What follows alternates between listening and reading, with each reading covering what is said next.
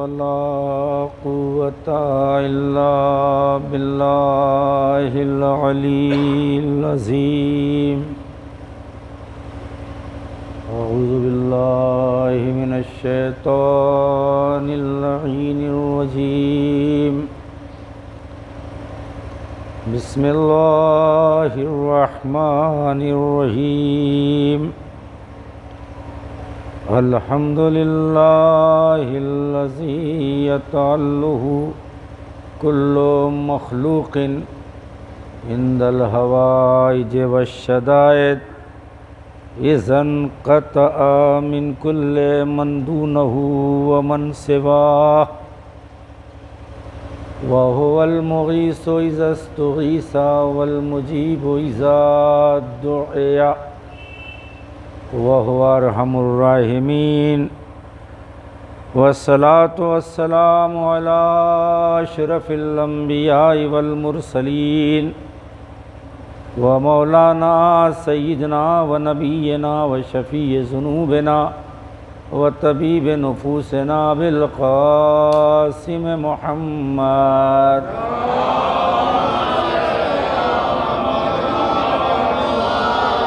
وعليه الطيبين الطاهرين المعصومين المظلومين ولعنة الله على أعدائهم أجمعين من ليلنا هذا إلى قيام يوم الدين أما بعد فقد قال الله تبارك وتعالى في محكم كتابه المجيد وهو أصدق القائلين وقوله الحق بسم الله الرحمن الرحيم ووصى بها إبراهيم بنيه ويعقوب يا بني إن الله اصطفى لكم الدين فلا تموتن إلا وأنتم مسلمون صلوات پڑھیں محمد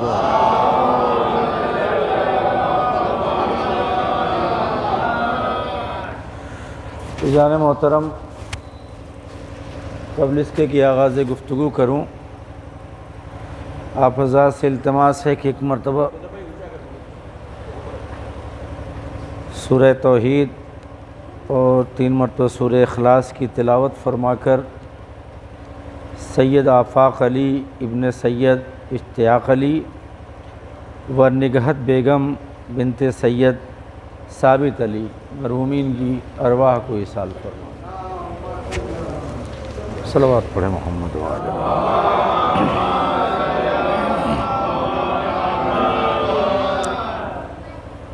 اذان محترم، بزرگان عزیز، برادران قوم و ملت، حاملین قلب دانا، میں نے قرآن کریم کی جس آیہ کریمہ کی تلاوت کا شرف حاصل کیا ہے، بہت ہی مشہور و معروف آیہ کریمہ ہے، شہرۂ آفاق ہے محتاج تعارف نہیں ہے۔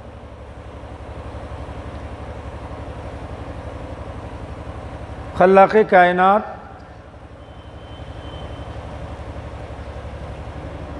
مالک کون و مکان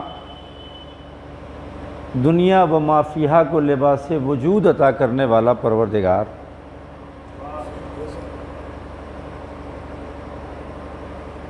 ارشاد فرما رہا ہے، وَوَصَّى بِهَا ابراہیم بنیہ،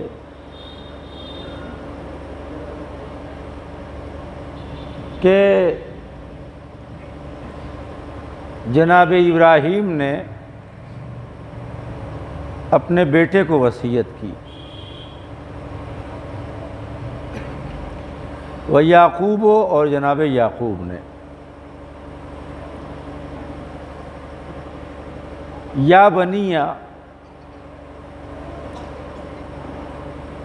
ان اللہ اصطفیٰ لکم الدین، کہ اے میرے بیٹوں، میرے بچوں، اللہ نے تمہارے لیے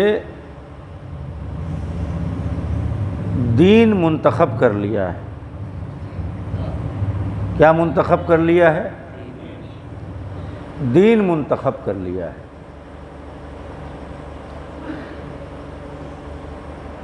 پس تم مرنا نہیں،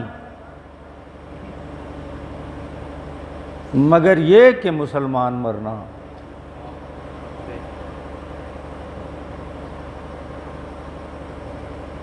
ذرا سا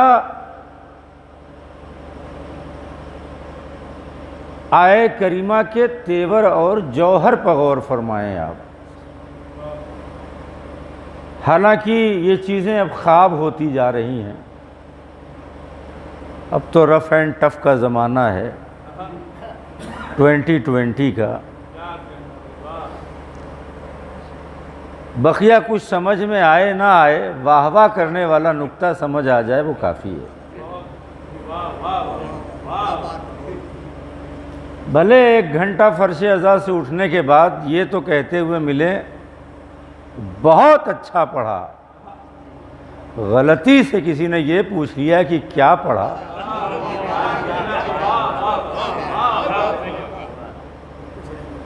کہ وہ سب تو نہیں یاد ہے، بس یہ کہ بہت اچھا لگ رہا تھا۔ تو اس دنیا میں بہت ساری چیزیں اچھی لگتی ہیں لیکن اپنانے کے لائق نہیں ہوتی۔ بہت سے مذاہب کی بہت ساری رسومات بہت اچھی لگتی ہیں، اچھی لگنے والی بات ہے، مگر ہم انہیں اپنا نہیں سکتے، اس لیے کہ بہت ساری چیزیں دیکھنے میں اچھی ہوتی ہیں مگر ان کی حقیقت اور ماہیت جو ہے وہ نقصان دہ ہوتی ہے۔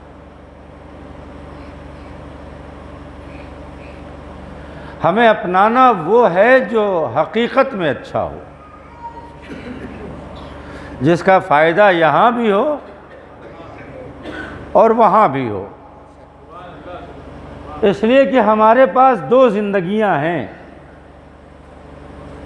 ایک یہ زندگی جس میں ہم سب کچھ پانا چاہتے ہیں، جس کا وقت معین ہے، مگر ہماری نظر میں نہیں، خالق کی نظر میں۔ ہم تو بھائی اتنا جانتے ہیں کہ تھوڑی سی زندگی ہے، ہمیں یہ بھی خبر نہیں کہ کب ٹھوکر لگے اور موت آ جائے۔ جس کے باقی رہنے کا، جس کے 2 لمحہ بھی باقی رہنے کا یقین نہیں ہے ہم کو، یقین سے ہم نہیں کہہ سکتے کہ 2 لمحے بعد بھی ہم زندہ رہیں گے، اس کے لیے کتنا اہتمام ہے ہمارے درمیان، غور کرنے والی بات ہے۔ میں بس لمحے فکریہ دینا چاہتا ہوں، میرا کام بھائی اتنا ہے۔ میں خود کو عالم نہیں، طالب علم سمجھتا ہوں، اور ایک طالب علم کی حیثیت سے بہرحال اتنی ذمہ داری تو ہے کہ میں آپ کو لمحے فکریہ دے سکوں، کسی موقع پر شانہ ہلا سکوں، غور و فکر کی دعوت دے سکوں، بس اس سے زیادہ کچھ نہیں۔ تو جس کی مدت کی کوئی خبر نہیں، اس کے لیے اتنا اہتمام۔ کسی شاعر نے بڑی اچھی بات کی، سامان 100 برس کا ہے، پل کی خبر نہیں۔ اور وہ زندگی جو موت کے بعد شروع ہوتی ہے کہ پھر اس کے بعد موت نہیں ہے۔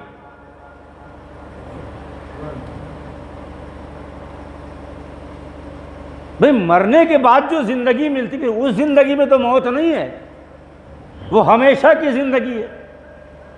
اچھا، کمال یہ ہے کہ ہمیشہ کی زندگی کے لیے جو انتظامات کرنے ہیں وہ مختصر سی زندگی میں کرنے ہیں۔ کہاں ہے میرا مجمع؟ اب آپ سوچئے کہ آپ کی مختصر نیکیوں کو وہ کتنا بڑھائے گا آپ بینک سے منافع لیتے ہیں، ایک لمٹ ہے، مگر ہم سوچ نہیں سکتے کہ ہماری نیکیوں کو وہ کتنا اضافی کر دیتا ہے۔ مختصر سی زندگی دے کے کہتا ہے کہ اس مختصر زندگی کو میرے آئین کے مطابق گزار لو، ہمیشہ کی زندگی میں آسان بنا دوں گا۔ لیکن ہم ہیں کہ اس مختصر سی زندگی کو سنوارنے میں پوری زندگی ختم کر دیتے ہیں۔ دیکھیں بات سچی ہے، جب یہاں لگتی ہے تو بس آدمی گردن ہی ہلا پاتا ہے۔ جو میں کہہ رہا ہوں، آئینہ کوئی نہ دکھائے ہمیں، بس جو آئینہ دکھاتا ہے وہی برا لگتا ہے۔ میں لفظوں کا ذمہ دار ہوں، کسی کے سمجھنے کا ذمہ دار نہیں۔ جو آئینہ دکھائے وہی برا ہوتا ہے، اور جو اپنی لچھے دار گفتگو سے بلا وجہ کی امیدیں آپ کے دامن میں ڈالتا رہے، وہ آپ کی نظر میں بہت اچھا ہوتا ہے۔ پڑوسی انکل بہت اچھے لگتے ہیں، ابا نہیں اچھے لگتے، اس لیے کہ پڑوسی انکل کو تمہیں خوش کرنا ہے یا تم سے کام لینا ہے، مگر تمہارے ابا کو تمہاری زندگی کو سنوارنا ہے تو وہ تو سچ کو سچ کہیں گے، جھوٹ کو جھوٹ کہیں گے۔ وہاں لچھے دار گفتگو نہیں ہے، جھوٹی امید نہیں ہے۔ وہ ابا یہ نہیں کہیں گے کہ بستر پر پڑے رہو IAS بن جاؤ گے، وہ تو کہیں گے پڑے رہو کوئی چپراسی بھی نہ بنائے گا۔ تو یہ بات تو اچھی نہیں لگے گی نا۔ پڑوسی انکل کے احمد تمہارے اندر اتنا ٹیلنٹ ہے، تمہیں نوکری ڈھونڈنے کی ضرورت نہیں ہے، نوکری تمہیں ڈھونڈتی ہوئی آئے گی۔ ان سے بہت زیادہ خوش ہو گئے، یعنی جو آئینہ دکھاتا ہے وہ برا ہوتا ہے۔ یہاں پر ایک بڑی سخت بات کہنے جا رہا ہوں، مجھے نہیں معلوم اس کا رد عمل کیا ہوگا۔ آج کل کی نسلیں کچھ زیادہ ہی پریکٹیکل ہو گئی ہیں، ماں باپ پر بھی انگلیاں اٹھاتی ہیں۔ گفتگو ہو رہی تھی کہیں، ایک ناراض اولاد اپنے باپ کا شکوہ اپنے چاپلوس دوستوں سے کر رہا تھا۔ اس میں سے کسی کی غیرت جاگی، کہا وہ تمہارے باپ ہیں، پالا جلایا پڑھایا لکھایا، یہ انہیں برا لگ گیا۔ اب دیکھیے اس نے آئینہ دکھایا نا، آئینہ ہی دکھانا تو غضب ہو جاتا ہے۔ برہم ہو گئے تو کیا کام کیا انہوں نے؟ پالا جلایا کھلایا پلایا پڑھایا لکھایا، ہم بھی اپنے بچوں کو پڑھائے لکھائیں گے کھلائے پلائیں گے، کون سا احسان کیا؟ اگر ان میں سے کوئی کہہ دیتا ہاں بالکل صحیح کہہ رہے، کون سا احسان کیا، یہ اس سے خوش ہو جاتے، مگر اس سے خوش نہیں ہوئے۔ اب سنیں وہ جو اس قسم کا نظریہ رکھتے ہیں کہ ہمارے والدین نے کیا کیا، آپ کیا سوچ رہے تھے؟ بینک بیلنس چھوڑتے، پراپرٹی چھوڑتے ہیں، تب آپ مانتے کہ بہت کچھ کیا ہے۔ اما اگر کچھ بھی نہ کرتے، ایک احسان جس کا بدلہ تم قیامت تک نہیں اتار سکتے، مگر میری یہ بات جو مبنی بر حقیقت ہے، برداشت وہی کر پائیں گے جن کے کلیجے مضبوط ہیں۔ یہ بات پہلے سے عرض کر دے رہا ہوں، والدین کا سب سے بڑا احسان کہ جس کو قیامت تک کوئی اتار ہی نہیں سکتا۔ سنو نوجوانوں، ہمارے والدین کا ہم پر سب سے بڑا احسان یہ ہے کہ انہوں نے جائز طریقے سے ہمیں پیدا کیا۔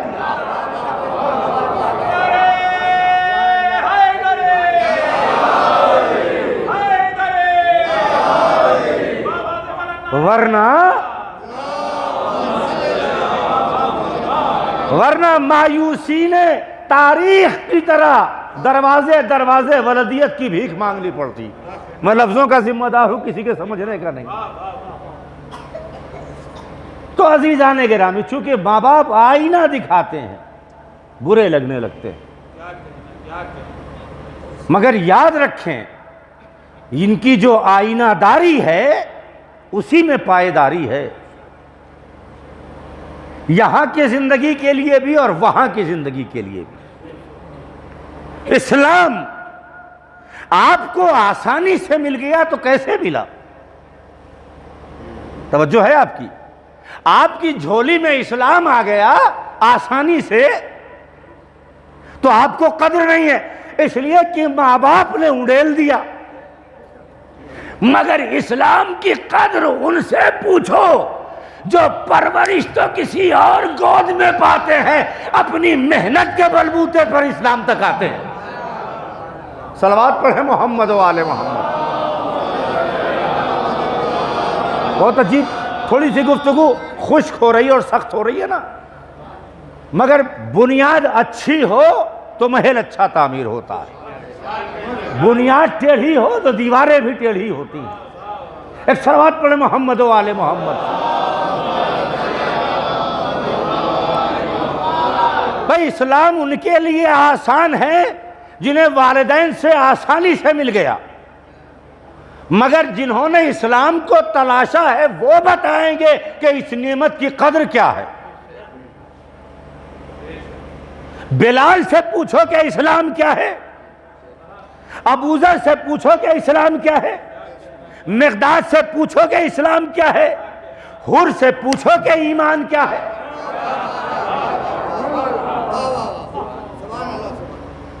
مدتوں حر نے دعا مانگی ہے صحرا صحرا، مدتوں حر نے دعا مانگی ہے صحرا صحرا، تب کہیں جا کے در شاہ میسر ہوا ہے۔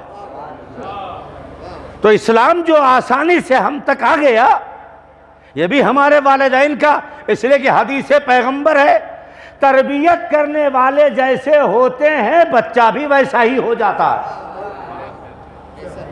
تو اگر آپ مسلمان ہیں تو اس کا مطلب یہ ہوا کہ آپ کی تربیت کرنے والا مسلمان تھا۔ مگر یہاں پہ بات پھنستی ہے کہ کیا صرف مسلمان ہونا کافی ہے؟ اسلام لانا کافی ہے؟ اگر اسلام اب گفتگو شروع ہو چکی ہے میری، اسلام لانے والوں کی تو تعداد بہت ہے، سوال یہ ہے کہ مسلمان کتنے ہیں؟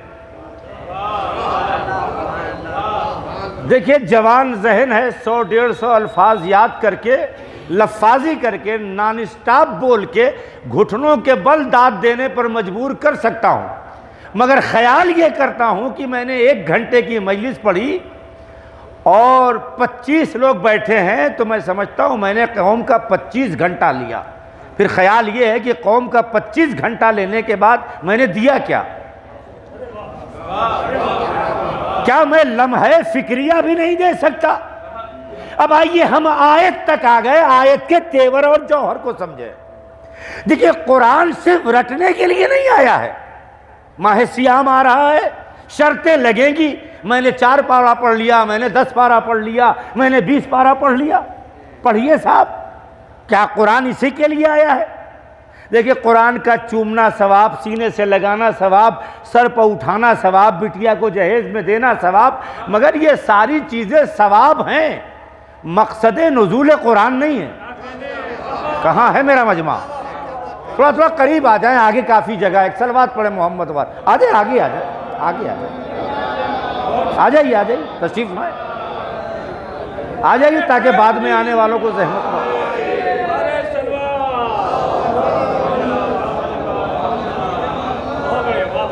توجہ ہے نا آپ کی؟ یہ ساری چیزیں ثواب ہیں، جتنی بھی نوعیت احترام ہے وہ ساری چیزیں ثواب ہیں، مگر مقصد نزول قرآن نہیں ہے۔ مقصد نزول قرآن یہ ہے کہ ہماری زندگی کا ایک ایک لمحہ قرآن کی روشنی میں گزرے۔ ہم کھانا بھی کھائیں تو قرآن کی روشنی میں، دوستوں سے ملیں تو قرآن کی روشنی میں، والدین سے ملیں تو قرآن کی روشنی میں، گھر میں داخل ہوں تو قرآن کی روشنی میں، گھر سے باہر جائیں تو قرآن کی روشنی میں، تنہا بیٹھے تو قرآن کی روشنی میں، بزم میں آئیں تو قرآن کی روشنی میں، گفتگو کریں تو قرآن کی روشنی میں، ملاقات کریں تو قرآن کی روشنی میں، سفر کریں تو قرآن کی روشنی میں، خاموش رہیں تو قرآن کی روشنی میں۔ قرآن آیا ہی اس لیے ہے تاکہ ہمیں سلیقہ بندگی سکھا سکے، سلیقہ زندگی سکھا سکے۔ ایک صلوات پڑھے محمد و آل محمد۔ اس سے بہتر صلوات پڑھیں عظمت محمد و آل محمد۔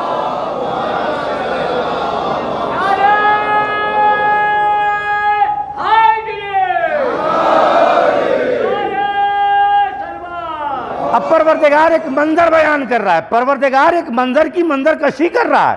وَوَصَّى بِهَا إِبْرَاهِيمُ بَنِيهِ وَيَعْقُوبُ، جناب ابراہیم اور یعقوب نے اپنے بیٹوں کو وصیت کی، یا بنی ان اللہ اصطفیٰ لکم الدین، اے میرے بیٹو اللہ نے تمہارے لیے دین منتخب کر لیا ہے، دین چن لیا ہے۔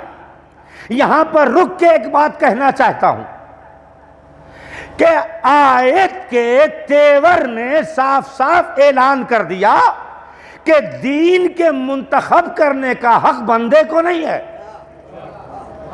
یہاں تک کہ نہ نبی کو ہے نہ اولاد انبیاء کو ہے۔ سب کے لیے دین کا انتخاب وہ کرتا ہے، تمہیں کیا کرنا ہے۔ نبی کیا کہہ رہے ہیں؟ یا بنی ان اللہ اصطفیٰ لکم الدین، کہ اللہ نے تمہارے لیے دین منتخب کر لیا ہے۔ فلا تموتن الا وانتم مسلمون، پس تم مرنا نہیں مگر یہ کہ مسلمان مرنا۔ کیا مطلب؟ کیا یہ انبیاء کے بیٹے مسلمان نہیں تھے؟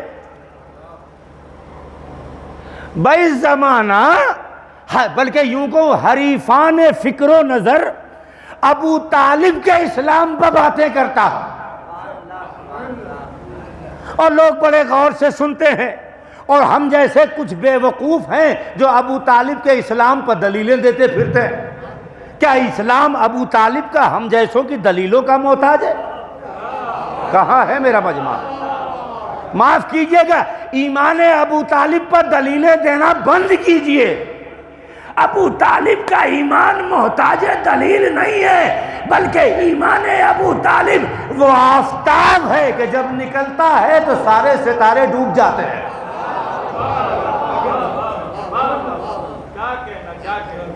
ہم جیسوں کی اوقات کو ایمان ابو طالب پر بحث کرے۔ ابو طالب نام ہے اس ذات کا کہ جس کی پرورش اپنی آغوش میں کر دے، یا وہ نبی ہوتا ہے یا امام ہوتا ہے۔ ہماری اوقات اور ہماری حیثیت ہے کہ ایمان ابو طالب پر دلیلیں دیں۔ بات کرنی ہے تو عظمت ابو طالب پر بات کرو، رفعت ابو طالب پر بات کرو، علم ابو طالب پر بات کرو، شجاعت ابو طالب پر بات کرو، صداقت ابو طالب پر بات کرو، سخاوت ابو طالب پر بات کرو، حمایت ابو طالب پر بات کرو۔ میاں ابو طالب اس عظیم ذات کا نام ہے کہ ایک فضیلت تو ابو طالب کے پاس ایسی ہے کہ جو نہ نبی کو ملی نہ وصی کو ملی۔ کہاں ہے میرا مجمع؟ ایک فضیلت جناب ابو طالب کی ایسی بھی ہے کہ جو نہ نبی کو ملی نہ علی کو ملی۔ میرا گریبان پکڑنے کی بالکل نہ سوچئے گا، دعویٰ کیا ہے جب تک دلیل نہ دے دوں گھور کے بھی نہ دیکھیے گا۔ اگر دلیل اچھی نہ ہو تو حوالات بھیج دینا، اعتراض نہیں ہے، لیکن اگر بات پکی سچی اور کھری ہو تو خاموش رہ کے گھوریے گا نہیں، دعائیں ضرور دیجیے گا۔ ہاں، میں داد کی بھیک نہیں مانگتا، مگر دعاؤں کا مستحق قرار پاؤں یہ تو حق ہے نا مجھے۔ تو سنیے، ایک فضیلت ایسی ہے جو نہ علی کے پاس ہے نہ نبی کے پاس ہے۔ میں زیادہ الجھانے کا قائل نہیں ہوں۔ سنیے، جب رسول اس دنیا سے اٹھے، نبوت کا جنازہ بظاہر صرف امامت کے کاندھوں پر اٹھا۔ جب علی اس دنیا سے اٹھے، علی کا جنازہ بظاہر صرف امامت کے کاندھوں پر اٹھا، جب ابو طالب اس دنیا سے گئے، ایک طرف نبوت کاندھا دے رہی ہے، ایک طرف امامہ۔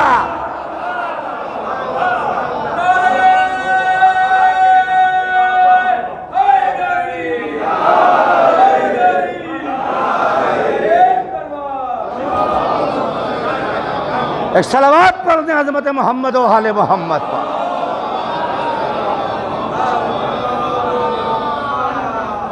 ہے کسی کے پاس یہ فضیلت جن کے جنازوں کی طرف پیغمبر نے مڑ کے دیکھا بھی نہیں، ان کی اولاد ایمان ابو طالب پہ بات کریں؟ دلیل حماقت ہے یا نہیں ہے؟ جس کے جنازے کو ایک طرف سے نبوت کاندھا دے رہی ہو، ایک طرف سے امامت کاندھا دے رہی ہو، اس کی عظمتوں کا اندازہ کون لگا سکتا؟ عرب کا ایک مشہور شاعر نذیر، ایک کمیٹی تیار ہوئی اور نذیر کو تیار کیا کہ معاذ اللہ ابو طالب کا کفر ثابت کرو۔ 20 سال تک وہ تحقیق کرتا رہا، 20 سال تک قوم نے پالا۔ غلط کام کے لیے نذیر کو 20 سال تک قوم نے پالا، اور ہماری قوم اچھے کام کے لیے 1 مہینے کے لیے ایک مولوی نہیں پال سکتی۔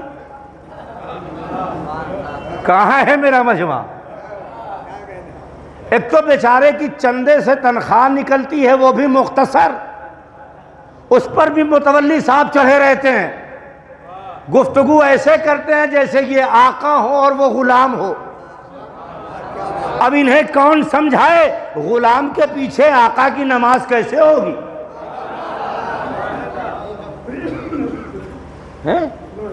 تمہارے بچوں کو جو آخرت اور دین سمجھائے اس کی قدر نہیں۔ تو بہرحال 20 سال تک اس کا پیٹ پالا گیا کہ ابو طالب کا کفر ثابت کرو۔ اس نے ایک کتاب مرتب کی اور کتاب کے آخری صفحے پر اپنی تحقیق کا آخری جملہ لکھا اور کتاب بند کر دی۔ اب یہاں سے وہاں تک جتنے بیٹھے ہیں سب سے پوچھتا ہوں، وہ جملہ سننے کے لیے تیار ہیں آپ؟ جیسے میں سناؤں گا ویسے ہی سن لیں گے نا؟ بتائیں، وعدہ ہے؟ جیسے میں سنا رہا ہوں ویسے ہی سنیں گے نا؟ تو سنیے، 20 سال کی ریاضت کے بعد نذیر نے جو کتاب مرتب کی، اس کے آخری صفحے پر ایک جملہ لکھ کے کتاب کو بند کر دیا، اور وہ جملہ یہ تھا: اے میرے پروردگار، اگر ابو طالب کافر تھے تو مجھے بھی ابو طالب جیسا کافر بنا۔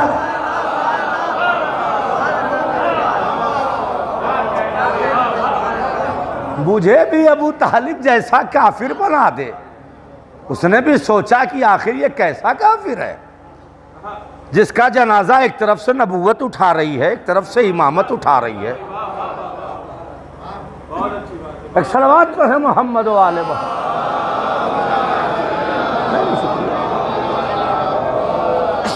دوران گفتگو بات آ گئی تو عرض کر دی میں نے، بات یہ ہو رہی تھی کہ ہمارے اپنے اسلام کی کوئی حیثیت نہیں، اور جنہوں نے اپنی آغوش میں اسلام کو پالا ہو، جی ہاں اسلام کو پالا ہو، آج ان کے اسلام اور ایمان پر ہم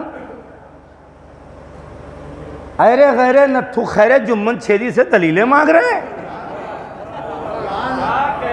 حیثیت کیا ہے تمہاری اور تمہارے ایمان کی؟ اہمیت کیا ہے تمہاری؟ تمہارا اسلام اور تمہارا ایمان؟ آؤ آیت کی روشنی میں سمجھتے ہیں۔ قرآن آباد ہے، وَوَصَّىٰ بِهَا إِبْرَاهِيمُ وَبَنِيهِ وَيَعْقُوبُ يَا بَنِيَّ إِنَّ اللَّهَ اصْطَفَىٰ لَكُمُ الدِّينَ فَلَا تَمُوتُنَّ إِلَّا وَأَنْتُمْ مُسْلِمُونَ۔ پس تم مرنا نہیں مگر یہ کہ مسلمان مرنا۔ تو کیا ابراہیم اور یعقوب کے بیٹے مسلمان نہیں تھے؟ کسی مفتی ملا مولوی میں اتنی ہمت ہے کہ لکھ دے کہ ابراہیم کے بیٹے مسلمان نہیں تھے؟ یہ کعبہ ابراہیم نے اپنے بیٹے کی مدد سے تعمیر کیا ہے۔ کسی میں ہمت ہے جو لکھ دے کہ ابراہیم کے بیٹے مسلمان؟ پھر مسلمان کو یہ تعلیم دینا کہ تم مرنا نہیں مگر یہ کہ مسلمان مرنا، کیا مطلب ہے؟ کیا یہ انبیاء کے بیٹے مسلمان نہیں تھے جو یہ وصیت کر رہے ہیں کہ تم مرنا نہیں مگر یہ کہ مسلمان مرنا؟ اس کا مطلب یہ ہوا کہ مفہوم کچھ ہے، آیت سمجھانا کچھ اور چاہتی ہے۔ یہاں پر مقصد یہ نہیں ہے کہ مسلمان نہ تھے ان کے بیٹے، بلکہ ایک مقصد کے تحت یہ وصیت کی جا رہی ہے، اور وہ مقصد اس کے علاوہ کچھ نہیں ہے کہ اسلام لانا کمال نہیں ہے، اسلام پر باقی رہنا کمال ہے۔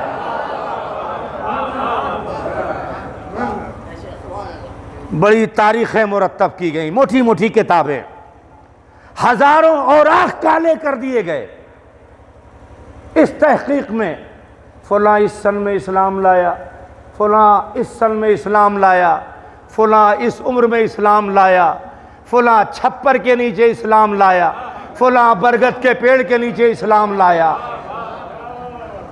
فلاں پہاڑ پر اسلام لایا، فلاں میدان میں اسلام لایا،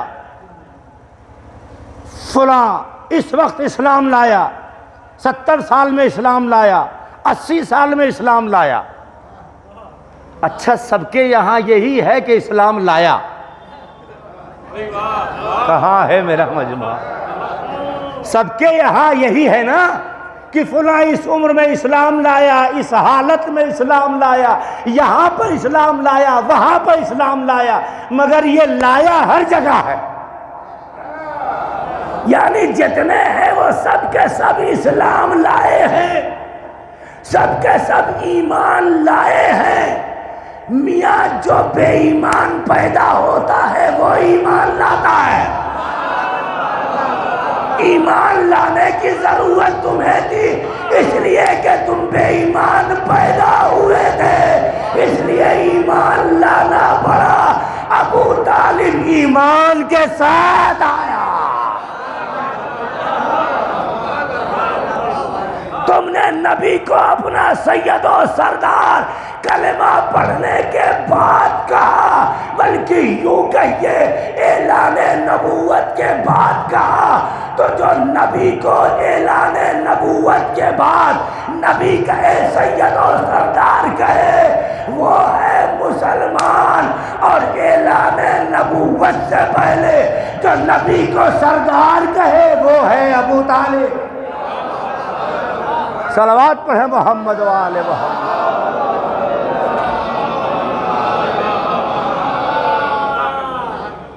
میں اس طرف اس لیے آ گیا کیونکہ پیشخانی میں زیادہ تر اشعار جناب ابو طالب کے حوالے سے پڑھے جا رہے تھے،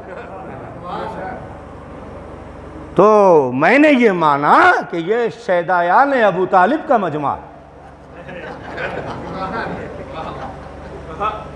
اور مجھے اس پر شک بھی نہیں ہے، حقیقت سے آپ زیادہ واقف ہیں۔ اب آپ کیا چاہتے ہیں یہ تو میں نہیں چاہتا، لیکن جس علی کو ساری دنیا چاہتی ہے، کس کا باپ ہے جو اس کے باپ کو نہ چاہے؟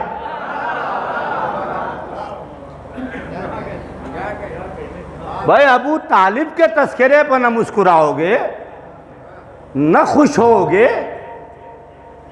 بھائی میں تو یہی جانتا ہوں، بیٹے کو خوش کرنا ہے اس کے باپ کا تذکرہ کرو، باپ کو خوش کرنا ہے اس کے بیٹے کا تذکرہ کرو۔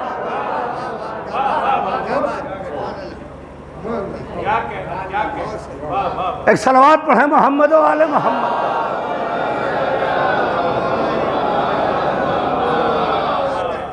اب اس طرف زیادہ نکلوں گا تو گفتگو طویل ہو جائے گی اور مجھے سمیٹنا بھی ہے گفتگو کو، گھبرائے نہیں، انشاءاللہ بہت کم وقت میں، دیے ہوئے وقت میں اپنی بات کو مکمل کر دوں گا۔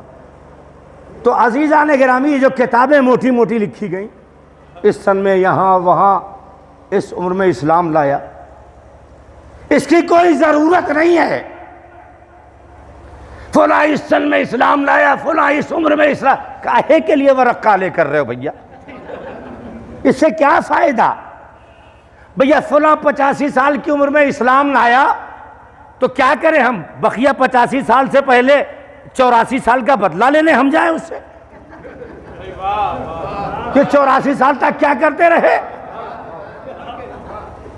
یا بڑھاپے میں اسلام لانے کی مبارکباد دینے جائیں؟ جبکہ عمر جو ہے وہ عظمتوں کا معیار نہیں ہوتی. یہ بات ہم نے نہیں کہی. دیکھیں الفضل ما شہدت بہ الاعداء، فضیلت وہی ہے جس کی گواہی خود دشمن دے. کچھ باتیں ایسی ہوتی ہیں کہ اللہ انہی لوگوں سے نکلوا لیتا ہے جس کا وہ انکار کرنے والے ہوتے ہیں. زمانہ کسی کی خلافت کو، میں لفظوں کا ذمہ دار ہوں، سمجھنے کا ذمہ دار ہے، زمانے والے کسی کی خود ساختہ خلافت کو ہم سے ماننے کی اپیل کرتے ہیں، مگر میں ان سے کہنا چاہتا ہوں ان کی خلافت پہلے ان کے باپ سے منوا لو پھر ہم سے منوا لو. اس لیے بغیر نام لیے میں نے تاریخ میں پڑھا جب بیٹے کی خلافت کی داد رسی ہوئی اور باپ کو مبارکباد دی گئی، مبارک ہو تمہارا بیٹا خلیفہ ہو گیا. کہا کون سی خوبی تھی اس کے اندر؟ کہا عمر زیادہ تھی. کہا اس کا باپ میں بیٹھا ہوں.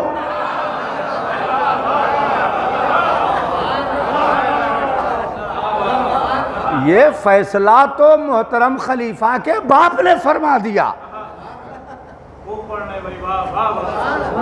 کہ درازی عمر اگر معیار خلافت ہے تو اس کا باپ میں بیٹھا ہوں. کیا یہ دنیا کا پہلا بیٹا ہے جس کی عمر اس کے باپ سے زیادہ ہے؟ تو کیا اسے اپنے باپ ہونے پر شک نہ ہوگا؟ کہاں ہے میرا مجمع؟ میں لفظوں کا ذمہ دار ہوں، کسی کے سمجھنے کا ذمہ دار نہیں. کہاں ہے، کس کے لیے وہ ڈھونڈنا آپ کا کام ہے. معلوم یہ ہوا کہ دنیاوی خلافت اور ہے چاہے جو خلیفہ بن جائے، لیکن خلافت حقیقی جو ہے اس کا معیار ہے، اور اس کا معیار کسی مسلمان یا ملا نے طے نہیں کیا، خود اللہ نے طے کیا. یاد کرو جب پہلی خلافت کا اعلان ہوا تو فرشتوں نے اعتراض کیا، ایسے کو بنائے گا جو خوریزی پیدا کرے. تو اللہ نے ڈانٹ کے بھگا نہیں دیا، کہا اچھا چلو امتحان کر لیتے ہیں. یہ انوار یہ کیا ہیں، ان کے اسما بتا سکتے ہو؟ فرشتے خاموش ہو گئے. لا علم لنا الا ما علمتنا، پروردگار ہم تو نہیں جانتے ہیں جتنا تو نے بتایا، تو پھر چپے رہو نا.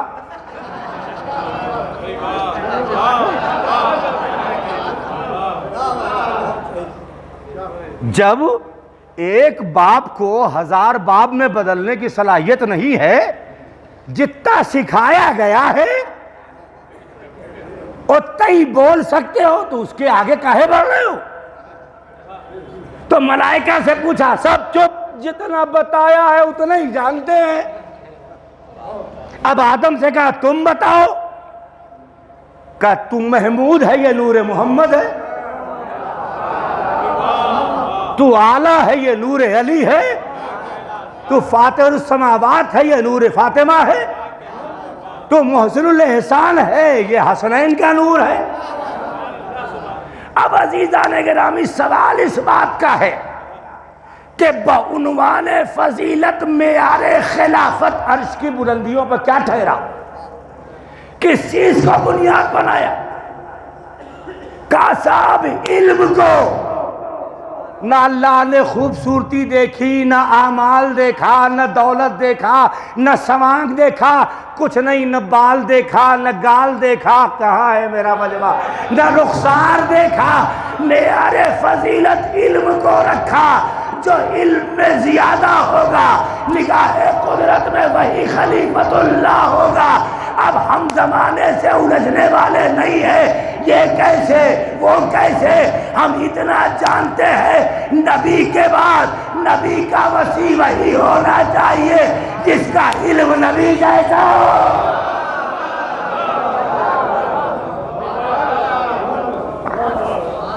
جس کا علم نبی جیسا.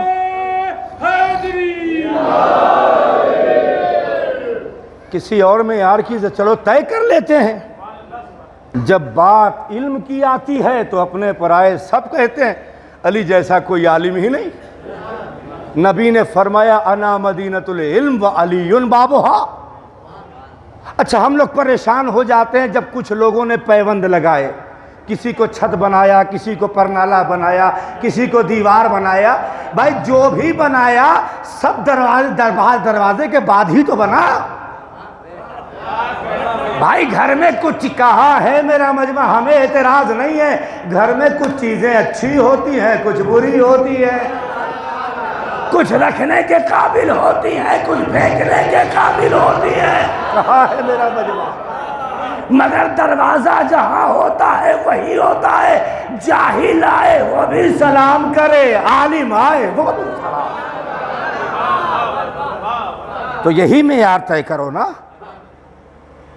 ایک راز کی بات بتاؤں, پیغمبر کی رحلت کے بعد وراثت پیغمبر کے لیے سوال ہوئے. لوگ آئے, یا علی اس پر ہمارا حق ہے, اس پر ہمارا حق ہے, دیوار پر ہمارا حق ہے, چھت پر ہمارا حق ہے, باغ پر ہمارا حق ہے. اونٹوں کے چرواہوں نے کہا اونٹوں پر ہمارا حق ہے. لیکن نبی کے بعد علی کی چوکھٹ پر کوئی ایک ایسا جیالہ نہ آیا جس نے آ کے علی سے کہا ہو علی منبر پہ ہمارا حق ہے, علی تلوار پہ ہمارا حق ہے.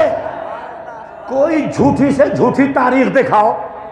کسی ماں کے لال نے علی سے یہ سوال کیا ہو علی منبر پہ ہمارا حق ہے, تلوار پہ ہمارا حق ہے. اس لیے کہ منبر کے لیے علم چاہیے, تلوار کے لیے قوت بازو چاہیے. صلوات پڑھیں عظمت محمد.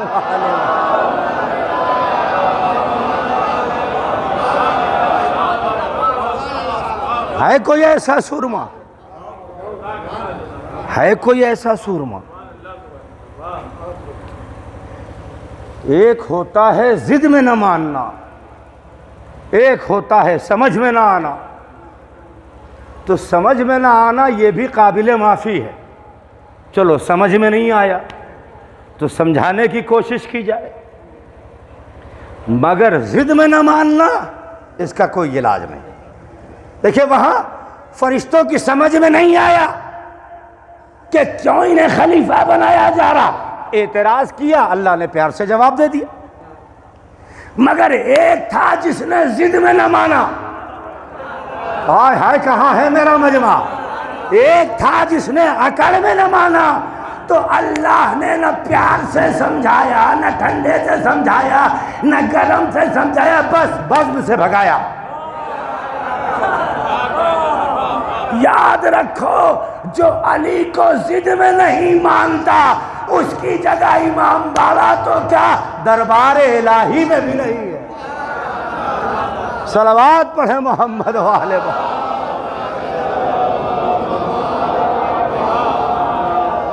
اس سے بہتر صلوات پڑھیں عظمت محمد و آل محمد.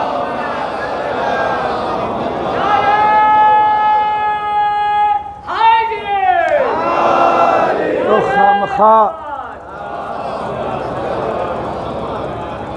خامخواہ اوراق کالے کرنا. چھپر میں اسلام لایا, پہاڑ پہ اسلام لایا, میدان میں اسلام لایا, اماں کی گود میں اسلام لایا, ابو کے کاندھے پر اسلام لایا, اس عمر میں اسلام لایا, اس عمر میں اسلام لایا. یہ مت بتاؤ ہمیں, اسلام لانے والوں کی تعداد مت بتاؤ. متوجہ ہیں نا آپ؟ اچھا ہندی میں کہوں, میری باتوں سے سہمت ہے نا؟ کیا کروں, یہ دور ایسا ہے انگریزی کی دلہنیں آ رہی ہیں, اردو کا جنازہ جا رہا ہے.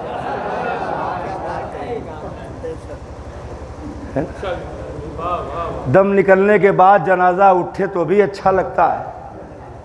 یہ زندہ جنازہ اٹھایا جا رہا ہے.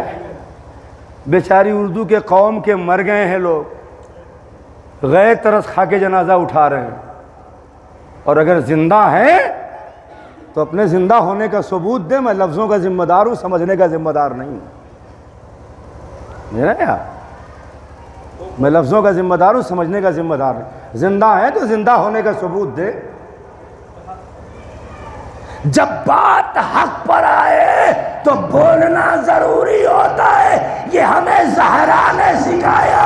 یہ چھوٹے سے باغ فتح کی محتاج نہیں تھی فاطمہ، مگر دربار میں سوال کرنے گئی تاکہ قیامت تک پیدا ہونے والے مظلوموں کو اپنے حق کے لیے لڑنا آ جائے،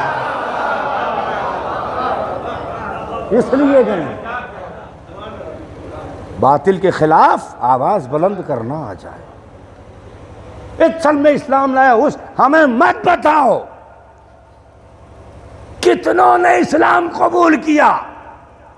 اس رخ کا آخری جملہ کہنے جا رہا ہوں، آپ آمادہ ہیں نا؟ کہنا پڑتا ہے، میری بھی عادت بن گئی ہے۔ اصل میں محفلوں میں بھی جاتا ہوں نا، تو وہاں کچھ چیزیں رسمی ہیں جو کہنی ہی پڑتی ہیں۔ مثلا تھکے تو نہیں ہیں، سمجھ میں آیا کہ نہیں، پہنچے کہ نہیں، کہاں ہے میرا مجمع، اس طرح کا کچھ نظر آئے تو اسے اوائڈ کیجئے۔ آپ کچھ عادتیں ہوتی ہیں جو چھوڑائے نہیں چھوٹتی۔ میں لفظوں کا ذمہ دار ہوں، سمجھنے کا ذمہ دار نہیں ہوں۔ تو مجھے یہ مت بتاؤ کہ کتنوں نے اسلام قبول کیا، آمادہ ہے نا؟ مجھے یہ نہ بتاؤ کتنوں نے اسلام قبول کیا، مجھے تو بس اتنا بتاؤ کہ جس نے بھی اسلام قبول کیا وہ اپنے اسلام کے ساتھ کتنے قدم چلا۔ کہاں ہے میرا مجمع؟ یہ مت بتاؤ کتنوں نے اسلام کیا، قبول کیا۔ بھائی جتنوں نے اسلام قبول کیا اپنے اسلام کے ساتھ کتنے قدم چلے۔ ایک عجیب بات کہنے جا رہا ہوں، میرا جو مطالعہ کائنات ہے، جو میرا مشاہدہ ہے وہ یہ ہے، اسلام لانے والے تو بہت ہیں، مگر ہم نے دیکھا زیادہ تر ایسے ملے کہ یا تو 2-4 قدم چل کے انہوں نے اسلام چھوڑ دیا یا خود انہیں اسلام نے چھوڑ دیا۔ ایک بڑی تعداد ایسی ہے کہ یا تو انہوں نے اسلام چھوڑ دیا یا خود اسلام نے انہیں چھوڑ دیا، یہ اور بات ہے کہ انہیں پتہ تک نہیں چلا۔ جی ہاں، کمال تو یہ ہے چچا کہ اسلام انہیں ٹھوکر مار کے چلا گیا، انہیں پتہ بھی نہیں چلا۔ اعلان بعد میں کرتے ہیں کہ ہم رحمان سے تیواری ہو گئے، میں لفظوں کا ذمہ دار ہوں۔ حقیقت یہ ہے کہ انہیں اسلام پہلے ہی ٹھکرا چکا تھا۔ ایک صاحب اعلان کر رہے تھے نا کہ ہم نے چھوڑ دیا چھوڑ دیا چھوڑ دیا، ہمیں دفن مت کرنا، جلا دینا۔ ٹھیک جگہ چنی ہے، ہاں جلنے والوں کی فکر اپنائی تو جلو، ٹھیک ہے، مگر یہ اعلان فخر کرنا کہ ہم نے اسلام نہیں، بھائی آپ نے اسلام نہیں چھوڑا ہے، غور کیجئے، اسلام نے آپ کو چھوڑ دیا۔ جنہوں نے بھی اسلام چھوڑا وہ آج تک ایک ریزن بھی ایسا بتا نہیں سکے کہ اسلام کی اس کمی کی وجہ سے ہم نے اسلام چھوڑا۔ جس نے بھی چھوڑا اپنی بدنصیبی کی وجہ سے چھوڑا۔ اسلام میں کچھ ایسا ہے ہی نہیں جو خلاف عقل ہو، جی ہاں خلاف عقل ہو۔ کچھ ایسے ہیں جنہیں خود اسلام نے چھوڑ دیا اور انہیں پتہ تک نہیں چلا۔ بس آئیے کچھ ایسے چہروں سے تعارف کرا دوں آپ کا 2-4 منٹ میں، اور ربط مسائب مجلس تمام۔ جی ہاں، آپ کو اعلان کرنے کی ضرورت نہیں ہے، یہ تو معاملہ سب آٹومیٹک ہے۔ آپ مسلمان ہیں تو اسلام آپ کے ساتھ ہے، زبان والے مسلمان نہیں۔ بھائی پہلے مسلمان کی تعریف تو سنو۔ مسلمان وہ ہے کہ جس کی زبان سے، جس کے بیان سے، جس کے حرکات و سکنات سے دوسرا مسلمان یا مومن اللہ کی مخلوق محفوظ رہے، تب تو مسلمان ہیں، ورنہ مجھے کہنے کی ضرورت نہیں ہے۔ آئیے ان کی بات کریں کہ جنہیں اسلام چھوڑ کے چلا گیا انہیں پتہ تک نہیں چلا۔ ایک جماعت آئی رسول کی بطول بیٹی کی چوکھٹ پر۔ اچھا سلام کرتا ہوں اس واٹس ایپ کے زمانے کو، اس رخ سے میں نے ایک جہاں گفتگو کی، لوگ بڑے خوش ہوئے، پہلی بار اس طرح انداز سے سنا۔ ایک صاحب وہیں بیٹھے تھے، جب مجھے یوٹیوب اور فیس بک وغیرہ پر وہ سب نقش نگار بنانے نہیں آتے ہوگی، اپنی ہر پوسٹ ڈالتے رہیں صاحب۔ ایک صاحب وہیں بیٹھے تھے، اس سب کام میں بڑے ماہر تھے، دوسرے دن مجلس پڑھی، پورا مضمون بالکل چھاپ دیا انہوں نے، اور پھر فیس بک پر بنا کر کے یہ ٹائٹل کے ساتھ۔ تو اب جو بیچارے کتابیں پڑھنے کے عادی تھے، رات بس جاگ کے کتابیں پڑھتے تھے، ان کا بھی ایمان ڈگ بنا لیں گے۔ کیا فائدہ ہے رات بھر ورق گردانی کرنے سے؟ واٹس ایپ اٹھاؤ، ادھر ادھر سے دو چار نقطے اکٹھا کرو۔ یہ مت کیجئے، یہ مت کیجئے، اور آپ کی ذمہ داری ہے کہ یہ ہونے بھی نہ دیجئے، ورنہ اگر یہ علم ختم ہو گیا نا تو ہم اپنی پہچان کھو دیں گے، پھر وہ نہیں ملے گا جس کے ہم مستحق ہیں، پھر وہی ملے گا جو لوگ پروسیں گے۔ لوگوں سے جو اسلام ملے گا نا، اس کی تصویر کیسی ہوگی وہ میں بیان بھی نہیں کر سکتا۔ لہٰذا جو وہ اسلام پیش کرتے ہیں جو انبیاء اور ائمہ کے ذریعے ہم تک پہنچا ہے، وہی ہمارے تحفظ کا ضامن ہے، اس کے علاوہ نہیں۔ نہ ایسا کوئی ایمان جو آل محمد کے ایمان کے خلاف ہو، جو ہمارا تحفظ۔ دل کو بہلایا جا سکتا ہے، مگر اطمینان قلب بڑی مشکل چیز ہے۔ تو جماعت آئی، بطول کی خدمت میں سلام پیش کیا، بطول نے منہ پھیر لیا، کوئی جواب نہیں دیا۔ اچھا یہ بتائیے، اپنے باپ کی شریعت سے بیٹی زیادہ واقف تھی یا پڑوسی؟ میں آپ سے پوچھ رہا ہوں بھئی، بیٹی زیادہ واقف ہوگی یا پڑوسی؟ پڑوسی تو بہتا جانتا ہے جتنا مسجد میں ہوا یا جو کچھ گھر سے باہر ہوا، لیکن جو گھر میں ہوا، مگر بیٹی جو گھر کی زندگی ہے اس سے واقف، اور جو باہر کی زندگی ہے وہ اپنے بیٹوں کی آنکھوں سے دیکھتی ہے۔ حسنین کریمین بتاتے ہیں باہر کیا ہوا، گھر میں خود دیکھتی ہے۔ اور جس بیوی کو زمانہ صدیقہ تسلیم کرتا ہے، وہ بیٹی اپنے باپ کی شریعت سے واقف ہوگی یا پڑوسی؟ کیا رسول کی بطول بیٹی کو اپنے بابا کی اس شریعت کا علم نہیں تھا کہ اسلام میں سلام کا جواب واجب ہے؟ اب بات سلام تک ہے، تاخیر تو نہیں ہو رہی ہے، 5-10 منٹ اور لے سکتا ہوں۔ سلام کا جہاں تک معاملہ ہے، ہمارے معاشرے میں بھی وقتاً فوقتاً اٹھتا رہتا ہے۔ مثلاً چھجو میاں اپنے بیٹے کو سمجھا لو، کیا ہو گیا بھائی؟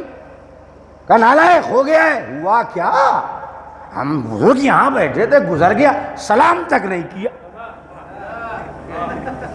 میں ہوں تو پوچھ لوں، سرکار اس نے نہیں کیا، آپ کر لیتے؟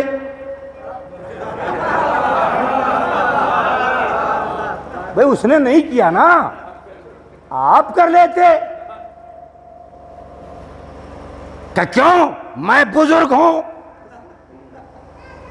بھیا یہ سبھیتا کس نے بنائی ہے کہ یہ حق ہے کہ خرد سلام کرے، بزرگ بس جواب دے؟ اس کا مطلب آپ مسلمان ہیں مگر اسلام سے واقف نہیں ہیں۔ کا کیا مطلب؟ کا اسلام میں شریعت سرکار دو عالم میں سلام کرنا ثواب ہے، سلام کا جواب واجب ہے۔ تو چچا میاں اس طرح ضرورت تو آپ کو ہے ثواب کی، اس لیے کہ آپ کا اسٹیشن قریب معلوم ہوتا ہے، جتنا ہو سکے سمیٹ لیں، ہیں؟ تو کوشش آپ کو کرنی چاہیے تھی، کوشش نہ کر کے شکوہ کر رہے۔ بھائی جی ہاں، شریعت سرکار میں سلام کرنا ثواب مستحب، مگر سلام کا جواب واجب ہے، مگر کس کے؟ یہ ہم کو بھی سمجھ میں نہ آتا۔ بچپن میں ہم نے دیکھا تھا کہ ہمارے دروازے پر دو طرح کی باتیں ہوتی تھیں، کچھ آتے تھے سلام کرنے والے، بڑے ابو کہتے تھے وعلیکم السلام، میں لفظوں کا ذمہ دار ہوں۔ کچھ لوگ آتے تھے، انہوں نے کہا سلام صاحب، سلام سلام سلام، بھائی میں لفظوں کا ذمہ دار۔ یہ تو اشارے سمجھنے والی قوم ہے بھائی، یہ کیسی یہ دوہری نیتی کیوں؟ پانڈے جی کو سلام، مولوی رمضان کو علیکم سلام، بھائی جواب سلام تو علیکم ہے۔ اچھا اس بات کا بھی میں جواب، اب چاہے جتنی تاخیر ہو جائے، حالانکہ بات 1 منٹ میں کرنی ہے، گھبرائیے گا نہیں، مگر دینا ضروری سمجھتا ہوں، اس لیے کہ آج کل کے نوجوانوں کو کچھ تتھا کتھت نام نہاد سنجیدہ لوگ گمراہ کرنے کی کوشش کر رہے ہیں۔ کہا صاحب آپ ہر ایک کے سلام کا جواب نہیں دیتے، یہ غلط بات ہے۔ میاں معاف کیجئے گا، یہ سلام جو ہے یہ رسم نہیں ہے، اصل میں سلامتی کی دعا ہے، اور یہ صرف جسمانی سلامتی کی دعا نہیں، عقیدے اور ایمان کی سلامتی کی بھی دعا ہے۔ تو اگر کسی ایسے کے سلام کا جواب ہم نہ دے کہ جو ایمان سے آشنا نہیں ہے، حقیقت ایمان سے جو واقف نہیں ہے، غلط عقیدے پر ہے، ہم کیسے اسے دعا دیں کہ تم اس عقیدے پر باقی رہو؟ یہ دشمنی نہیں ہے، یہ ہمدردی ہے اس کے ساتھ۔ بہرحال ایک چلا ایک شریعت ہے کہ مومن اور مسلمان کو سلام کرنا ثواب، مومن اور مسلمان کے سلام کا جواب دینا واجب۔ اگر آپ واجب نماز بھی پڑھ رہے ہوں، کسی نے سلام کر دیا تو جواب واجب ہے، طریقہ بدل جائے گا۔ اب حالت نماز میں علیکم سلام آپ نہیں کہیں گے، اس نے سلام علیکم کہا تو آپ بھی سلام علیکم کہیں گے، بھائی اتنا فرق ہے، مگر جواب واجب ہے۔ تو مسلمان اور مومن کے سلام کا جواب شریعت مصطفیٰ میں واجب ہے۔ اب بتاؤ، کیا اپنے بابا کی اس شریعت سے بطول واقف نہیں تھی؟ کہاں ہے میرا مجمع؟ 1400 سال بعد پیدا ہونے والا ملا حدیثوں کی تشریح کرتا پھر رہا ہے، اور جو براہ راست پیغمبر سے حدیثیں سن رہی ہو، قرآن سن رہی ہو، اسے اپنے بابا کی شریعت کا علم نہیں ہے۔ اچھا چلو، کہتا وہ ناراض تھی، یاد رکھو یہ وہ گھرانہ ہے جس کا بچہ کتنا بھی ناراض ہو شریعت کے خلاف نہیں جاتا۔ جی ہاں، شریعت کے خلاف نہیں، یہاں کوئی مسئلہ ذاتی ہوتا ہی نہیں، کوئی مسئلہ ذاتی نہیں ہوتا۔ واقف نہیں تھی، کہا صاحب کسی میں ہمت نہیں ہے جو یہ کہہ سکے کہ بطول کو اپنے بابا کی شریعت کا علم نہیں تھا، تو علم تھا۔ کسی میں ہمت ہے جو کہہ دے کہ علم نہیں تھا؟ کہہ کے دیکھو، کسی میں ہمت نہیں۔ تو جب بابا کی شریعت کا علم تھا تو جواب کیوں نہ دیا؟ وہ صاحب ذرا سا ناراض تھی، اچھا یہ ناراض تھی نا، مگر وہ بھی تو تھے جو مسلمانوں کے دونوں فرقوں میں کسی کے یہاں پہلا خلیفہ ہے، کسی کے یہاں چوتھا خلیفہ ہے۔ پہلے اور چوتھے کی بحث تو بات کی ہے، خلیفہ ہے کہ نہیں؟ کہاں ہے میرا مجمع؟ بھائی چوتھا مانے پہلا مانے، مانتے ہیں کہ نہیں؟ سب مانتے ہیں۔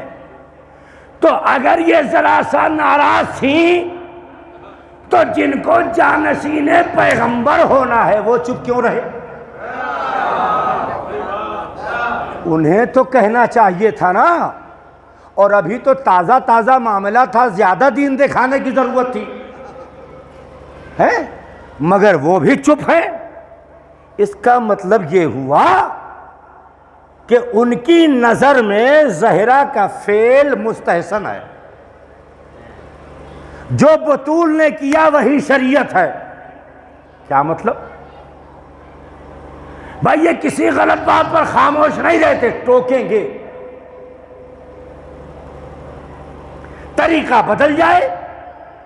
اچھا وہ والی بات ادھوری رہے گی، چچا میاں ناراض تھے کہ سلام کیوں نہ کیا، تو آپ کر لیتے سلام، دوہرا فائدہ تھا، ایک تو ثواب مل جاتا آپ کو، دوسرے اس بچے کی تربیت ہو جاتی۔ اگر آج آپ نے سلام کر دیا تو یقیناً وہ دوسرے روز سے آپ سے پہلے سلام کرے گا۔ سلیقہ ہونا چاہیے۔ دیکھیے مسجد میں ایک بزرگ وضو کر رہے تھے، ترکیب غلط تھی، حسنین کریمین علیہ السلام نے دیکھا، یہ نہیں کہا یہ غلط کر رہے ہیں، کہا بزرگ ہم وضو کرتے ہیں، آپ بتائیں صحیح ہے یا غلط۔ اور جب انہوں نے وضو کیا انہوں نے قدم تھام لیے، آپ درست سے ہمارا وضو غلط تھا۔ ایک سلیقہ ہوتا ہے، تربیت کا ایک طریقہ ہوتا ہے۔ بہرحال تو ہم یہاں پر تھے، علی بھی خاموش، اس کا مطلب جو زہرا نے کیا وہ بہتر تھا۔ زہرا اپنے بابا کی شریعت سے واقف، تو پھر کیا وجہ ہے کہ جواب نہ دیا؟ صرف اور صرف ایک وجہ ہے، آنے والے زمانے والوں کی نظر میں چاہے جو بھی رہے ہوں، مگر فاطمہ کی نظر میں نہ مسلمان تھے نہ مومن تھے۔ بات ختم ہو گئی میری۔ وہ آنے والے فاطمہ کی نظر میں نہ مسلمان تھے نہ مومن، اور علی کی خاموشی بتاتی ہے کہ علی کی نظر میں بھی نہ مسلمان تھے نہ مومن۔ تو شریعت نے کہا ہے مسلمان اور مومن کے سلام کا جواب واجب ہے۔ اب بھی نہیں سمجھے آپ؟ ارے یہی تو بتلانا چاہتا ہوں، یہ وہی لوگ تھے کہ جنہیں اسلام چھوڑ کے چلا گیا انہیں پتہ تک نہیں چلا، یہی لوگ تھے، ایسے ہی لوگ جنہوں نے شریعت مصطفیٰ کا مذاق اڑایا، شریعت محمدی کو تبدیل کرنے کی کوشش کی، احکام محمدی کو جھٹلایا، نبی کے فیصلے کو بدلنے کی کوشش کی۔ انہیں اسلام چھوڑ کے چلا گیا، انہیں خبر بھی نہ ہوئی۔ معاف کیجئے گا، علی اور بطول کی نظر میں نہ جو مومن ہیں نہ مسلمان ہیں، اگر ہم انہیں مومن مان لیں تو ہم کافر ہو جائیں، اور معاف کیجئے گا ہم کافر بننا نہیں چاہتے۔ اور یہ ڈیوڑی پہچان لیتی ہے، یہ ڈیوڑی پہچان، اس ڈیوڑی کے غلام سلمان شہزادی کی طرف سے تحفے میں کھجوریں ملی تو کھڑا ہو کے سوچ رہا ہے۔ فضا نے کیا سوچ رہے ہو؟ کہ میں دیکھ رہا ہوں یہ کھجوریں عرب کے باغوں کی نہیں معلوم ہوتی۔ فضا نے جا کے شہزادی سے کہا جا کے کہہ دو آج جنت سے کچھ حوریں ملنے آئی تھی، تحفہ لے کے آئی تھی۔ یاد رکھیں کیا ہے یہ مسلمان؟ مسلمان ہے وہ ڈھنگ سے اپنے نبی کو نہیں پہچانتا، یہ سلمان ہے جو کھجوروں تک کا شجرہ نسب جانتا ہے۔ ایسے ہوتے ہیں علی کے نوکر، ایسے ہوتے ہیں علی کی چوکھٹ کے غلام۔ بطول نے سلام کا جواب نہیں دیا۔ کیوں دیتی تمہارے سلام کا جواب؟ وہ مناظر بطول کے نظر میں ہیں کہ علی گھر میں داخل ہوتے ہیں، شہزادی کی آنکھوں میں آنسو ہے. کہ بنت رسول آپ اشکبار ہیں، کیا تکلیف پہنچی؟ کہ علی میں نے سنا ہے اہل مدینہ تمہیں سلام نہیں کرتے، اہل مدینہ تمہیں سلام نہیں کرتے.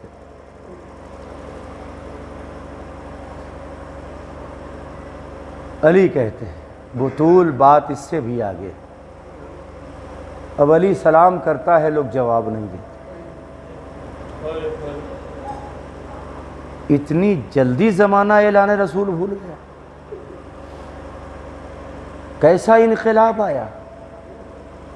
رسول کی وہی بیٹی جب دربار میں آتی تھی تو پورے قد سے رسالت کھڑی ہو جاتی تھی، تو پھر کسی کی مجال تھی کہ رسالت کھڑی ہو اور کوئی بیٹھا رہے؟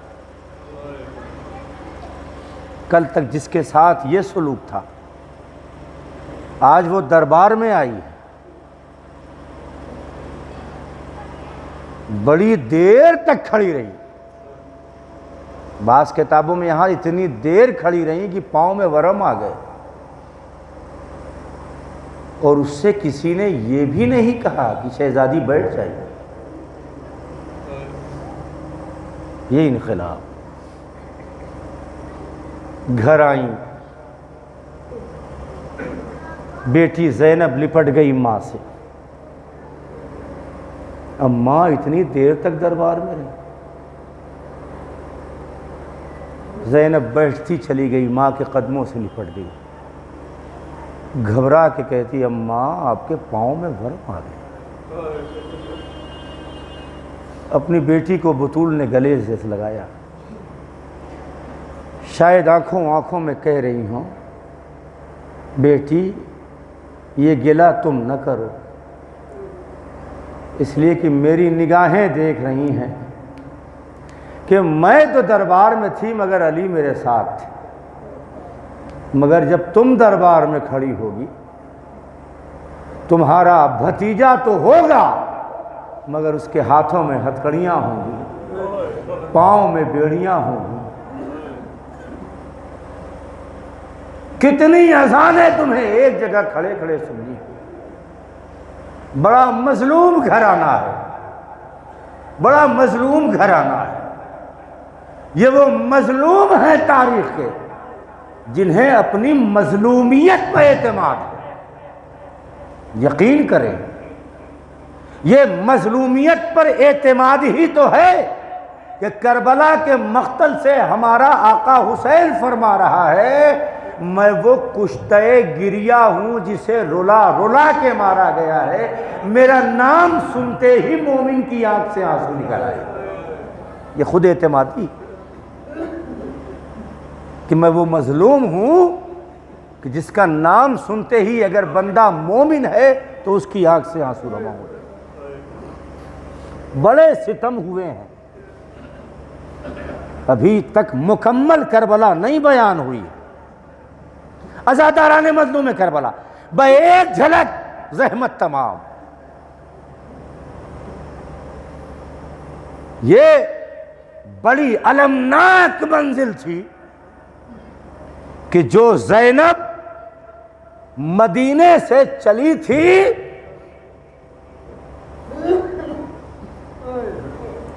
ہاشمی بھائیوں کے سائے میں سوار ہوئی تھی. عباس جیسے بھائی کا تحفظ ساتھ میں تھا. عصمتی جاہو جلال سے ناقہ پسند. اور وہی زینب جب 11 محرم کو کربلا میں سوار ہوئی تو پورے مقتل پر نظر ڈالی، زبان سے کچھ نہ کہا مگر دل چیخ چیخ کے مرثیہ پڑھ رہا تھا. عباس کہاں ہو؟ علی اکبر کہاں ہو؟ بڑی شان سے لائے تھے عزاداران مظلوم کربلا. مجھے نہیں معلوم بیویاں سوار کیسے ہوئیں، شہزادی خود کیسے سوار ہوئی، مگر بڑا عظیم مرحلہ ہے کہ جب یہ لٹا ہوا قافلہ کوفے کے بازار میں پہنچا، اسی کوفے میں جس میں یہ شہزادی تھی، بازار سے ہوتا ہوا یہ قافلہ دربار میں پہنچا۔ بس چند جملے زحمت تمام۔ اب عزادارو دربار کا عالم یہ ہے، علی کی بیٹیاں بے مقنعو چادر، ترک و دیلم کے اسیروں کی طرح قیدی بن کے دربار میں آئی ہے، اور ایک ملعون ابن ملعون غلام ابن غلام ابن زیاد ملعون تخت پر بیٹھا ہے۔ یہ تڑپ جانے کا مقام ہے۔ آقا زادی بے مقنعو چادر سر دربار کھڑی ہے، غلام زادہ تخت نشیں ہے، اور وقت کا امام ہاتھوں میں ہتھ کڑیاں ہے، پیروں میں بیڑیاں ہیں، کمر میں لنگر ہے، گلے میں طوق خاردار ہے، مگر سر جھکائے ہوئے، کسی کے خوف سے نہیں، دل ٹوٹ رہا ہے، سر کیسے اٹھائے، پھپھیوں کے سروں پر چادر نہیں۔ عزیزان محترم، عزاداران مظلوم کربلا، دو جملے زحمت تمام۔ ابن زیاد ملعون نے اپنی زبان سے زہر اگلنا شروع کیا، اسے اہل بیت کی طرف سے دنداں شکن جواب دیے گئے۔ جب ظالم کا بس نہیں چلا، خطیب منبر سلونی کی بیٹی کے سوالات کا جواب نہ دے سکا، تو ملعون کو ایک نیا ستم سوجھا۔ ایک سپاہی سے کہا اسے لاؤ جو بڑا عاشق علی ہے۔ نہیں سمجھے آپ؟ سپاہی زندان کی طرف بڑھے، پہنچے یا نہیں پہنچے آپ؟ کسے لایا جا رہا ہے؟ جی ہاں، اس زندان تک سپاہی آئے جس میں عاشق علی مختار قید تھا۔ کہا چلو تمہیں حاکم نے بلایا ہے۔ کہ میرا کوئی حاکم نہیں ہے، وہ تیرا حاکم ہوگا۔ کہا دربار سے بلاوا ہے، چلو۔ مختار عشق علی سے سرکار اپنے نرالے اور مخصوص انداز میں چلتے ہوئے دربار تک آئے۔ لیکن عزاداران مظلوم کربلا، ختم ہو گئی مجلس۔ جیسے ہی دربار میں آئے، یوں ہی کھڑے ہیں، کسی نے کہا مختار تم نے امیر کو سلام نہیں کیا؟ کہا ما سوى الامیر، مالی امیر سوى الحسین، میرے لیے کوئی امیر نہیں ہے سوائے حسین کے۔ جب یہ جملہ سنا تو ابن زیاد ملعون تلملا اٹھا اور کہتا ہے کہ مختار حسین سے ملو گے؟ ختم ہو گئی مجلس۔ حسین سے ملو گے؟ کہ خاموش بے ادب، اپنی گندی زبان سے میرے آقا کا نام نہ لو۔ ملعون کہتا مختار کہو تو ملوا دوں۔ کہاں تجھ جیسے نجس کا دربار، کہاں میرا وارث آیا تطہیر آقا، کہاں مختار ملنا چاہتے ہو؟ عزاداران مظلوم کربلا جگر تھام کے سنیے گا۔ ظالم نے اشارہ کیا، ایک تشت لایا گیا، اس تشت پر ایک کپڑا پڑا ہوا تھا، تشت لا کے رکھا گیا۔ ابن زیاد مختار کے چہرے کے تاثرات دیکھتا جاتا ہے اور اصرار کرتا جاتا ہے حسین سے ملو گے؟ مختار کہتے چپ ہو جا، اپنی گندی زبان سے میرے آقا کا نام نہ لے۔ کہ ایک مرتبہ کپڑا ہٹایا گیا، کہا مختار مل لو اپنے آقا سے۔ اب جو مختار نے امام حسین کے سر بریدہ کی طرف دیکھا، مختار کی طاقت جواب دے گئی، اے میرے آقا آپ کو قتل کر ڈالا گیا، مختار زندہ رہا۔ اے آقا آپ کے بعد زینے پر خاک ہے، آپ کو کس نے قتل کر دیا؟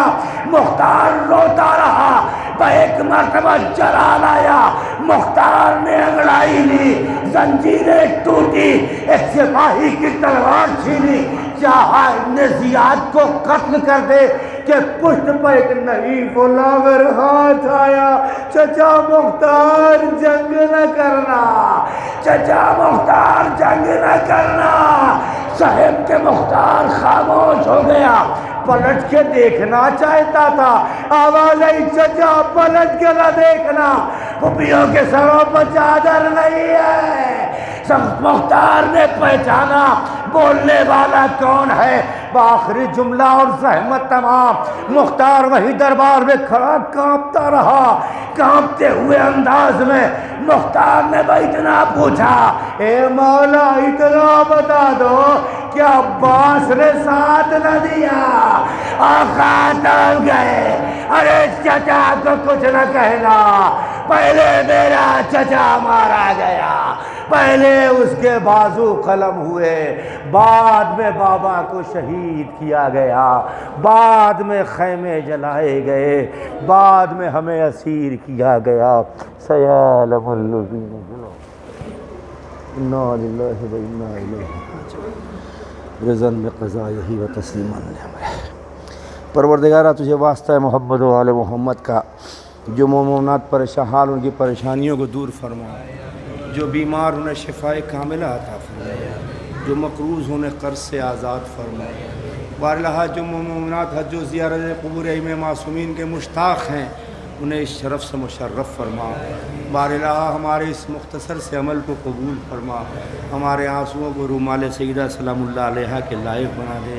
پروردگارہ منتقم خون حسین امام آخر کے ظہور میں تاجیل فرما اور ہمیں ان کے اعوان و انصار میں شمار فرما۔ حضرات گرامی، آخر میں ایک مرتبہ پھر سے گزارش ہے کہ ایک مرتبہ سورہ حمد اور 3 مرتبہ سورہ اخلاص کی تلاوت فرما کر سید آفاق علی ابن سید اشتیاق علی مرحوم نکہت بیگم بنت سید ثابت علی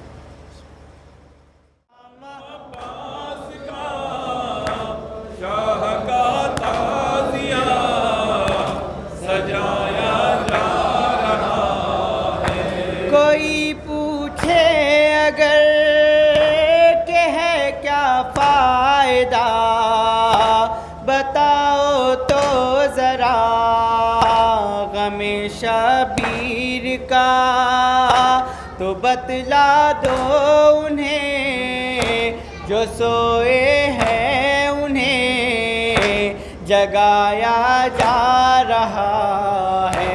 علم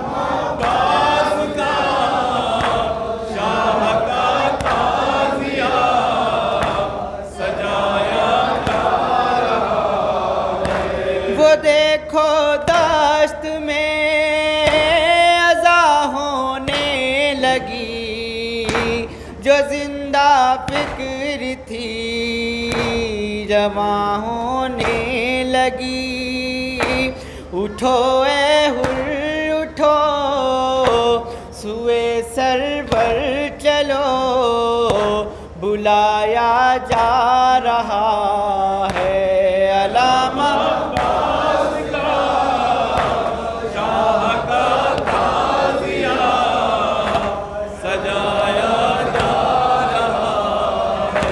ستم اوقات میں قیامت تک رہے، ستم رسوا ہوا زمانہ یہ کہے، تبسم سے اسے سر مقتل تبھی رلایا جا رہا ہے۔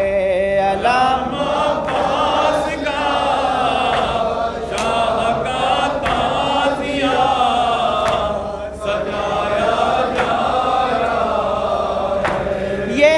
فرش ازا یہاں جو آئے گا، دعائے سیدہ وہ لے کے جائے گا، مقدر ہر بشر کا اس دربار میں بنایا جا رہا ہے